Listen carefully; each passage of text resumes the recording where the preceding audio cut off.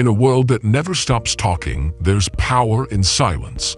Not the silence of inaction, but the silence of letting go. Too often we carry things we no longer need. Old fears, loud opinions, expectations that aren't ours. We hold on to people who drain us, habits that hurt us, and thoughts that make us smaller. Why? Because we think it's easier to hold on than to release. But as the ancient Stoics taught, freedom doesn't come from controlling the world. It comes from controlling how we respond to it. Today, I'm going to share with you 10 things you should quietly eliminate from your life. Not to impress anyone, not to prove anything, but to reclaim your peace, your clarity, and your strength. This video isn't about overnight transformation. It's about small, deliberate acts of courage. The kind that don't make headlines, but make all the difference. If you're someone who's been feeling overwhelmed, stuck, or just quietly tired of carrying too much, you're not alone, and this right now might be your turning point. So if this message resonates with you, take a moment to like this video and subscribe to the channel. That small gesture helps this message reach others who might need it too. Let's begin, not by adding more noise, but by removing what no longer serves us. Quietly, intentionally, stoically. Number 1. Let go of the habit of comparing yourself to others. Comparison is a thief, not just of joy, but of focus, peace, and personal truth. And yet, we all do it. We scroll through filtered lives on our screens, measuring our worth against someone else's highlight reel. Their success becomes our self-doubt. Their progress becomes our pressure. Their happiness becomes our hidden sadness. But here's what the Stoics knew long before Instagram existed.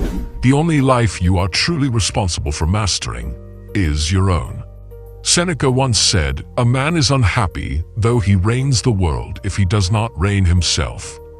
And how can we reign ourselves if we're constantly looking sideways instead of inward? Comparison at its core is a distraction from becoming who you are. It replaces self-reflection with insecurity.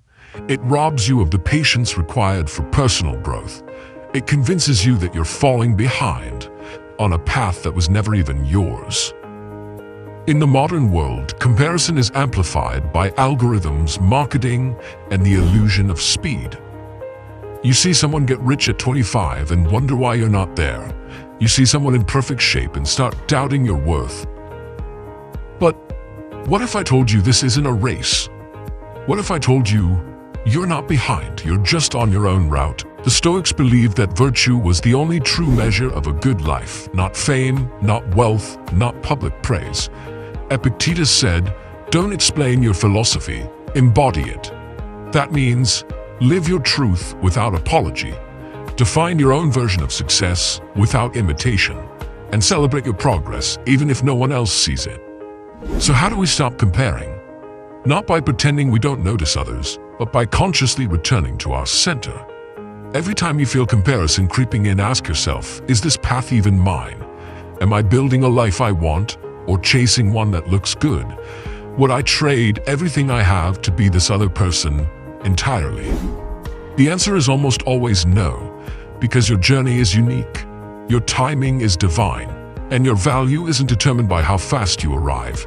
It's defined by how true you stay to yourself. Here's a practice you can try. Gratitude over comparison. Every time envy shows up, redirect your attention. Write down 3 things you have that money can't buy. Remind yourself of what you've overcome. Feel grounded in how far you've come, even if you still have miles to go. And finally, release the silent war with perfection. You are not supposed to be them.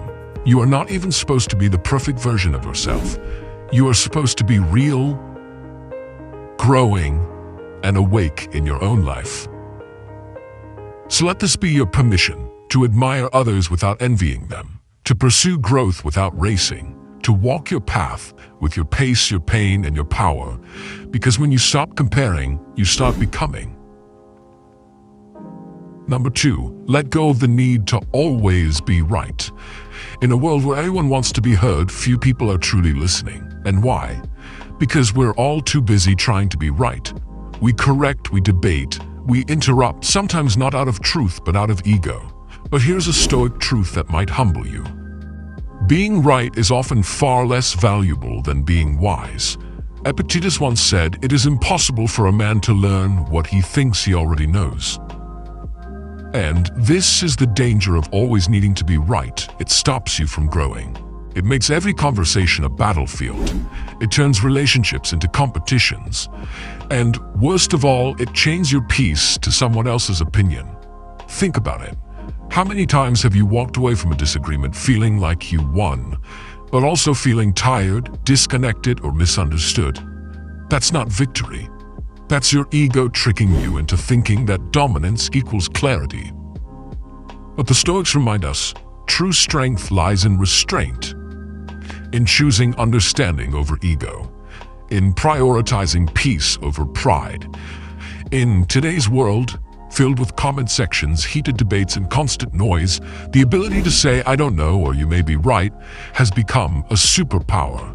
Because the goal is not to win arguments. The goal is to win your mind back from the need for validation. Marcus Aurelius, the great Stoic emperor, wrote, "If someone can prove me wrong and show me my mistake, I will gladly change. For it is the truth I seek, not my own opinion." That is the voice of a true leader, not someone who insists they're always right, but someone who values truth above ego. So what does this look like in your daily life? It looks like pausing before replying.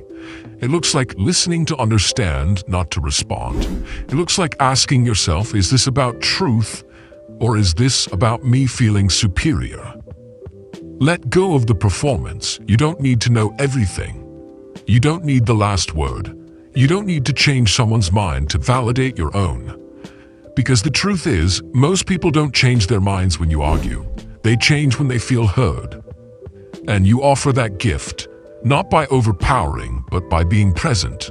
Letting go of the need to be right does not make you weak. It makes you centered. It makes you wise. It frees up emotional space to grow, to learn, and to connect more authentically. So the next time you feel that burning urge to correct someone, to interrupt, to prove a point, take a breath. Ask yourself, what am I actually trying to protect right now? Truth or my image? When you stop needing to be right all the time, you start seeing people more clearly. You stop fighting small battles and start winning something far greater, your own inner freedom. And that, my friend, is what Stoicism is truly about. Number 3, let go of toxic relationships quietly. Some people enter our lives like sunshine. Others come in like storms. And yet, we often keep the storms close, long after the lightning has passed. Why? Because we confuse loyalty with tolerance. We tell ourselves we can fix them. We tell ourselves they'll change. We tell ourselves it's not that bad. But here's what the Stoics would ask. Is this relationship helping you live a life of virtue, peace, and clarity? If the answer is no, then it's time to let go. Seneca once wrote, "Associate with people who are likely to improve you. Welcome those whom you yourself can improve. The process is mutual." A toxic relationship is not just one filled with drama or abuse. It's any relationship that consistently drains your energy, clouds your judgment, or makes you feel less yourself. And the most dangerous ones are often the quiet ones, the ones you've normalized, the ones where your boundaries erode a little bit more every single time. In the modern world, we're taught to be connected, to stay in touch, to not cut people off. But Stoicism teaches the opposite. Choose your company with wisdom, not guilt. You don't need to announce a breakup. You don't owe long explanations. You don't have to fight. Sometimes letting go means simply not engaging, not responding, or not showing up where your peace gets traded for noise. Here's what you gain when you release toxic ties: mental clarity, emotional bandwidth, space for healthier connections, a renewed sense of self-respect. Because staying in a relationship, platonic, romantic, or familial, that constantly drains you isn't noble. It's self-neglect. And self-neglect is the opposite of Stoic virtue. Marcus Aurelius said, "The soul becomes dyed with the color of its thoughts." But I'd add, it also becomes colored by the people you surround yourself with. You absorb their energy, their doubts, their fears, their chaos. And if you're not careful, you'll start mistaking their noise for your truth. So what can you do? Start with observation. Notice how you feel after spending time with someone: lighter, heavier, more grounded, more anxious. Next, practice gradual distance. You don't need to burn bridges, you just stop walking over them. Lower the frequency of interaction, limit emotional access, invest your time elsewhere, where you're seen, not drained. And remember, walking away is not weakness, it's strength in silence. It's choosing peace without making a scene. Letting go doesn't mean you hate them. It means you've chosen to love yourself enough not to stay where you shrink. In a world that glorifies holding on, be someone who masters the art of releasing with grace. Because at the end of the day, your energy is sacred. Protect it, curate your circle, and trust that the emptiness left behind is just space for something more aligned to enter. As Epictetus taught, the key is to keep company only with people who uplift you, whose presence calls forth your best. Let this be your quiet revolution. Number 4, let go of the illusion of control. Control is comforting. It gives us the illusion that if we plan enough, predict enough, prepare enough, life will obey. But life doesn't obey. It unfolds, it shifts, it breaks your plans and builds new ones in the rubble. And when you try to hold too tightly to the wheel, you don't find peace, you find pressure. The Stoics knew this deeply. Epictetus taught, some things are up to us and some things are not. Let that sink in. Your actions, up to you. Your words, up to you. Your choices, your discipline, your values, yes, that's yours. But the traffic jam, the promotion you didn't get, the opinion someone has about you, the illness that came without warning, not yours to control. And yet this is where so many of us get stuck, trying to fix what isn't ours, trying to micromanage the universe, trying to guarantee outcomes in a world that was never meant to be predictable. In the modern world, we've mistaken control for safety. We obsess over data, schedules, image, and certainty. We overthink every decision. We panic when plans change. And slowly, without even realizing it, we become prisoners of our own expectations. But what if freedom isn't found in controlling more, but in letting go mindfully? Let go of the idea that you have to be in control to be okay. Let go of the belief that things must go your way to be meaningful. Let go of the thought that discomfort means disaster. Marcus Aurelius, the Stoic emperor, once wrote, "You have power over your mind, not outside events. Realize this and you will find strength." That is where Stoicism meets serenity, not in dominating reality, but in cooperating with it, responding with intention, acting without attachment to results. Here's a mindset shift for you. Instead of saying, "This shouldn't be happening," ask, "How can I meet this moment with strength and clarity?" You don't need to predict the storm, you need to anchor yourself in how you'll sail through it. In real life, this might look like accepting that a delayed flight is not worth a ruined mood, understanding that you can't control how others treat you, but you can control whether you stay in their presence. Releasing the need to control every step of your career, and trusting the process while showing up with your best. Letting go doesn't mean you stop caring. It means you stop clinging. You stop trying to bend life into your blueprint and start living with flexible purpose. It means you sleep better, you speak softer, you breathe deeper, because your peace no longer depends on a perfect plan, but on your inner posture. So today, ask yourself, what am I trying to control that's not mine to hold? And then, gently, quietly, stoically, release it, not to give up, but to finally move forward. Number 5, let go of unrealistic expectations. We walk through life with invisible weights strapped to our backs. Expectations we didn't choose, standards we didn't create, pressures we never questioned. We think we must achieve more, earn more, be more, faster, younger, perfectly timed. But what if I told you, those expectations aren't really yours? Many of them were handed to you. by your culture, by your family, by social media, by a version of success that doesn't fit your soul. The Stoics saw this trap centuries ago. They knew that suffering doesn't always come from what happens, but from the expectation that things should have happened differently. Seneca wrote, "It is not the man who has too little, but the man who craves more, that is poor."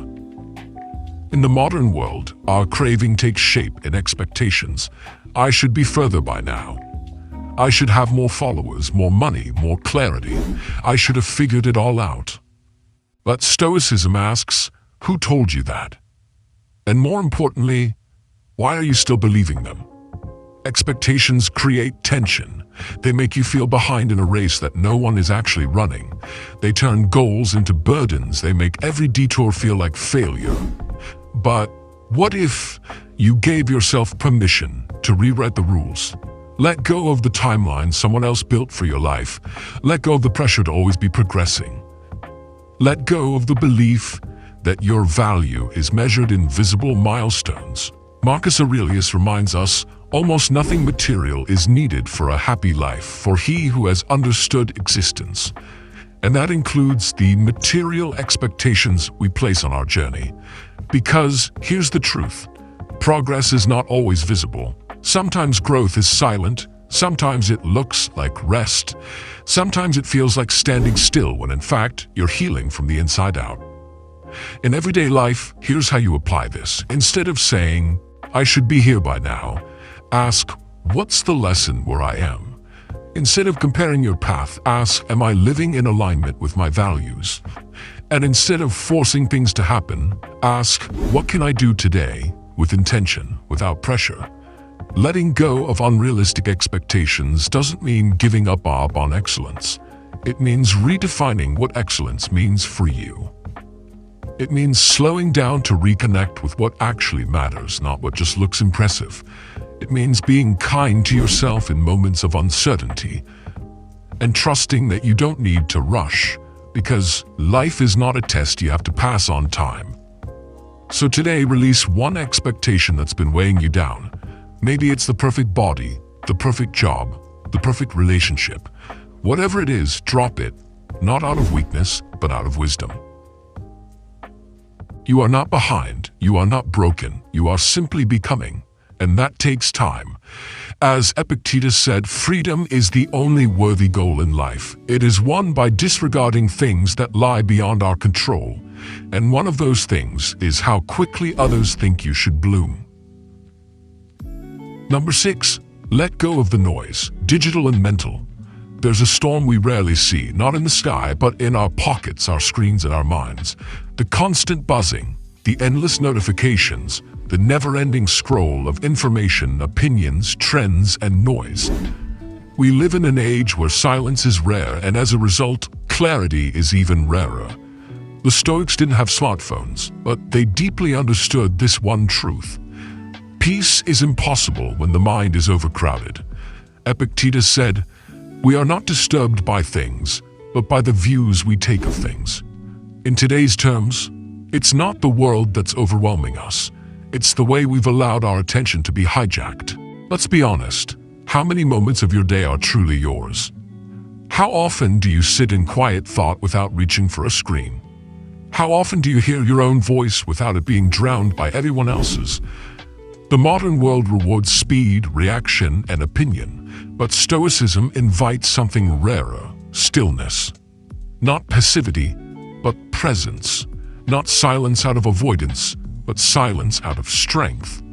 You don't need to escape to a cabin in the woods, but you do need to build a space within you that distractions can't reach.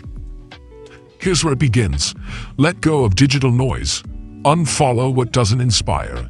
Mute what drains your focus. Delete what offers no real value. Reclaim your mind like sacred territory, because that's exactly what it is. And just as important, let go of mental noise. The overthinking, the what-ifs, the imaginary arguments you replay in your head, the predictions you make based on fear instead of fact. Marcus Aurelius wrote, "You have power over your mind, not outside events. Realize this and you will find strength."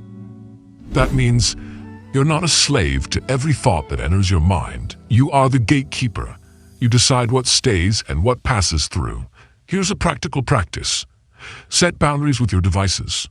Try a digital Sabbath, 1 day a week with no social media.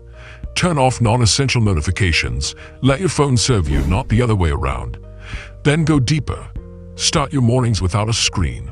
Give your first thoughts of the day back to yourself, not to the world. Journal. Meditate. Walk in silence. Let your mind stretch before it scrolls. Because every minute you give away without intention is a minute you lose from your own clarity. Letting go of noise doesn't mean you disconnect from the world. It means you reconnect on your terms. You stop being overwhelmed by everything outside so you can finally hear what's going on inside. And in that silence, you'll hear the questions that matter, the ideas that have been waiting, the truth that's always been there, underneath the noise. So ask yourself, what noise have I allowed into my life that I never chose, and what might I hear if I finally turn the volume down? Number 7, let go of self-destructive habits. Not all damage is loud. Sometimes it's quiet. It shows up as that extra hour of procrastination. The 5th time you hit snooze. The mindless scrolling. The things you promised to stop but didn't. These are not dramatic acts of self-sabotage. They're subtle. They're small, but over time they become heavy. They form a slow erosion of your potential. The Stoics believe that our lives are shaped not by grand gestures, but by consistent, disciplined action. And that includes the choice to let go of the habits that slowly pull us away from who we want to be. Seneca once said, "Every habit begins with a single thought. Guard it well." Modern life is full of distractions, many cleverly designed to keep us numb, passive, or hooked. We normalize patterns that drain us, we laugh them off, we say it's just how I am. But that's a story, not a sentence. You can change, you can choose again, but first you must become aware. Self-destructive habits don't always look like addiction or chaos. Sometimes they look like saying yes when you mean no, overcommitting and under-resting, constantly doubting your worth, avoiding discomfort by staying comfortable, telling yourself you'll change tomorrow, every day. The Stoic path begins with self-awareness. Not to shame, but to clarify, to shine light on what's no longer serving your highest self, to say, "This is no longer me, I choose different." Marcus Aurelius wrote, "The impediment to action advances action. What stands in the way becomes the way." Your habits, especially the destructive ones, are not just obstacles, they are invitations. Each one says, heal here, grow here, choose again here. So how do you begin letting go? Start small. Choose one habit that no longer serves you. Don't make a dramatic announcement, just stop feeding it. Replace the late night scrolling with 1 page of reading. Replace the 3rd cup of coffee with a glass of water and a deep breath. Replace "I'll do it tomorrow" with "just 5 minutes right now." These changes are not glamorous, but they are powerful. Because change doesn't require perfection. It requires consistency and silence. The Stoics did not aim to be perfect men. They aimed to be practicing men, always refining, always returning to what matters. And when you fall back into an old habit, don't spiral, don't quit. Simply notice, breathe. Begin again. That's Stoicism in action. You don't need to fix everything at once, but you do need to stop ignoring what's hurting you. Because the life you want, it's not hiding behind a breakthrough, it's hiding behind your daily behaviors. And when those shift, even slightly, the future opens. So today, ask yourself with compassion and honesty, what am I doing regularly that's keeping me small? And what is one small change I can make, starting now? Let go of the habits that steal your peace. Replace them with rituals that nourish your mind. And little by little, you'll become who you were always meant to be. As Epictetus said, "No man is free who is not master of himself." In our modern age, every like, comment, or share can feel like a measure of our worth. We crave approval as if it were fuel for our sense of identity. Yet the true strength of a person lies far beyond the applause of others. External validation is a fleeting distraction, a mirror that never shows the whole truth of who you are. The Stoics taught us that true value comes from within. Consider the wisdom of Epictetus, who reminds us, it's not what happens to you, but how you react to it that matters. What matters is the quiet confidence that emerges when you no longer rely on external cues to define you. Today we are urged to pause to ask ourselves, are we living for the approval of others? Does our self-worth depend on external markers of success? The truth is, each moment you wait for validation from the world, you delay the discovery of your inner strength. The opinions of others are as transient as passing clouds, shifting, unpredictable, and rarely a true reflection of your character. Imagine your life as a garden. When you rely solely on external validation, you allow others to dictate which plants you water and which flowers you nurture. Instead, turn inward and become the gardener of your own soul. Water your inner virtues, integrity, courage, wisdom, and let them flourish in silence and resilience. Only then will you understand that the beauty of your garden isn't meant for public display, but for your personal growth and fulfillment. In the world of social media and instant feedback, it's all too easy to fall into the trap of seeking approval by constantly comparing your journey to someone else's highlights. Yet, remember the Stoic perspective. Your life is your own masterpiece, and every stroke of your personal brush contributes to its unique story. Let go of the need to perform for others.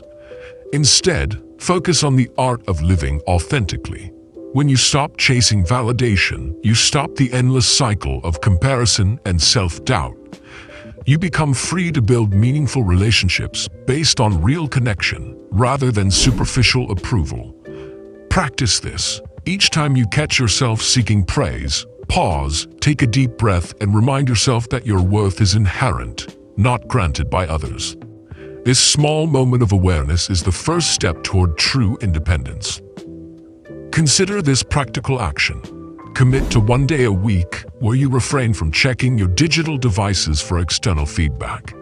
Use that time to journal, meditate, or engage in a hobby that reconnects you with your inner self. Notice how this space creates room for genuine creativity and inner peace. A testament to what happens when you relinquish the chase for external validation. Marcus Aurelius wrote, "Waste no more time arguing about what a good man should be. Be one." In the same way, stop arguing with yourself over how others perceive you. Instead, be the best version of yourself according to your own values. Your self-worth isn't measured by likes or opinions. It is built on your actions, your choices, and your personal integrity. So let go of the need for external validation. Recognize that every time you seek approval, you sacrifice a bit of your freedom. Embrace the quiet power within you, and let it guide you to a life where the only approval you need is your own. Number 9, let go of clutter, both physical and mental. We often think of clutter as something outside us. Stacks of papers, overstuffed drawers, a messy desk, an overflowing closet. But what if I told you clutter is not just physical? What if the clutter around you is just a mirror of the clutter within you? The Stoics valued simplicity, not as an aesthetic choice, but as a pathway to inner clarity. Seneca once wrote, "It is not the man who has too little, but the man who craves more, that is poor." In today's world, we crave more. More things, more notifications, more information, more noise.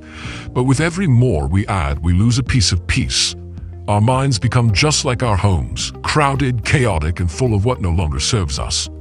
So ask yourself, what am I holding on to that's weighing me down?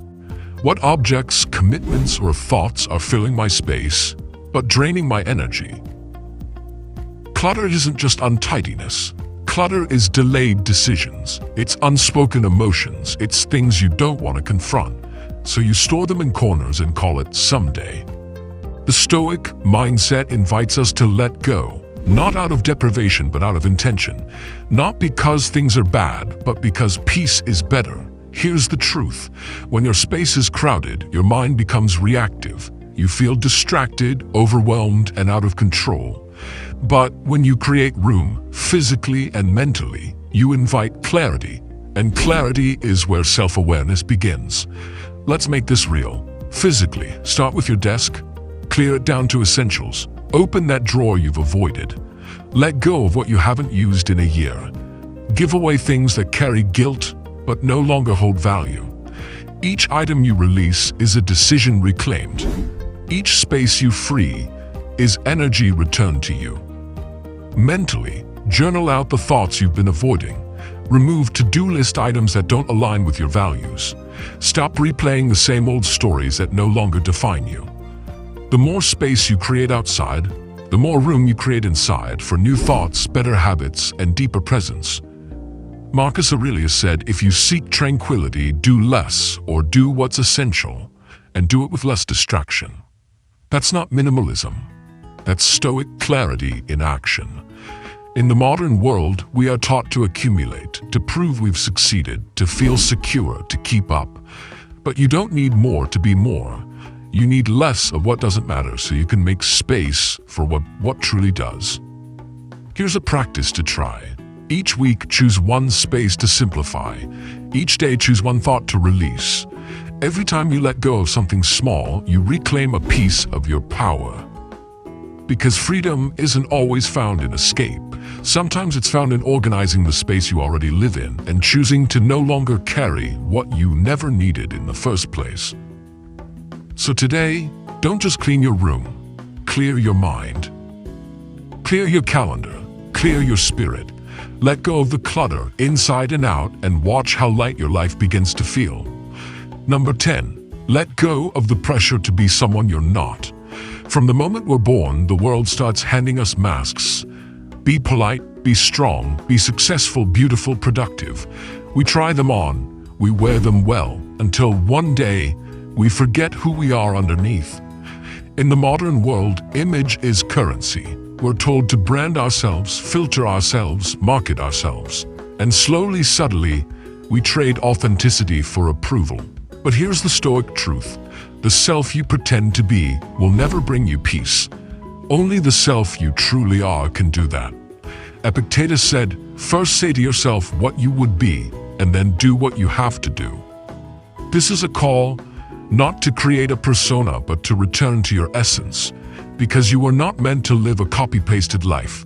You were meant to live a crafted life, rooted in your values, your rhythm, your truth. Yet today, so many of us feel like imposters in our own story. We chase careers we don't love. We stay in relationships that don't feel real. We say yes when we mean no. All because we believe being accepted matters more than being authentic. But what if the bravest thing you can do is to show up as yourself, even if not everyone claps? The Stoics knew the danger of living for others. They knew that when your identity is shaped by opinion, you lose your anchor, and when the storm hits, because it always does, you won't have anything real to hold on to. Marcus Aurelius wrote, be tolerant with others and strict with yourself. Not harsh, but honest, not rigid, but rooted. It means holding yourself to a standard of truth while giving others the freedom to misunderstand you. So how do we live more authentically in a world addicted to image? Start here. Know your values. What do you actually believe in, not what you've been told to believe? Say what you mean, not to offend, but to align. Your words matter when they come from a place of truth. Accept that not everyone will get it. Some people liked the mask more than the real you. Let them go. This is not about rebellion. This is about liberation, because every day you try to be someone else, you exhaust your spirit. But every day you choose to return to your real self, you come home again and again. Living authentically is not easy. You might lose popularity, you might lose comfort, but what you gain is priceless: integrity, freedom, inner strength. As Seneca reminds us, what progress, you ask, have I made? I have begun to be a friend to myself. And that's the goal. Not perfection, not fame, but peace with the person you meet in the mirror. So today, take one step back toward yourself. Speak one honest sentence. Make one decision that reflects the real you, not the masked you. And if it feels unfamiliar at first, that's okay. You're not becoming someone new, you're just remembering who you've always been. In a world that glorifies noise, talk louder, work harder, post more, the most powerful changes often happen in silence, not in applause, not in big declarations, but in the quiet decision to let go, to live more simply, to live more truthfully, to return to what truly matters. The Stoics taught us that freedom is not found in having more, controlling more, or pleasing more. Freedom is found in mastering ourselves, our thoughts, our habits, our attachments. When you begin to remove what no longer serves you, the toxic voices, the needless comparisons, the weight of perfection, you begin to feel light again, clear, focused, unshakable. And it doesn't happen all at once. It's not a dramatic transformation. It's a quiet revolution, one you carry out, not for others to see, but for yourself to finally breathe. So maybe today is the day you begin, not with pressure, but with intention. Let go of just one thing, just one thought, one fear, one expectation you no longer want to carry. That's how the shift begins. And if this message resonated with you, if it spoke to something inside you that's been waiting to awaken, then take a moment to subscribe to the channel. Not just for more videos like this, but to stay connected to a philosophy that helps you grow stronger, wiser, and more grounded with every step. Because the Stoic life isn't lived in theory. It's practiced day by day in the real world with real struggles and real courage. Thank you for being here. Thank you for choosing to reflect instead of react. And above all, thank you for being brave enough to let go of who you're not, so you can finally become who you are. This is not the end, it's the beginning. Stay grounded, stay free, and I'll see you in the next video.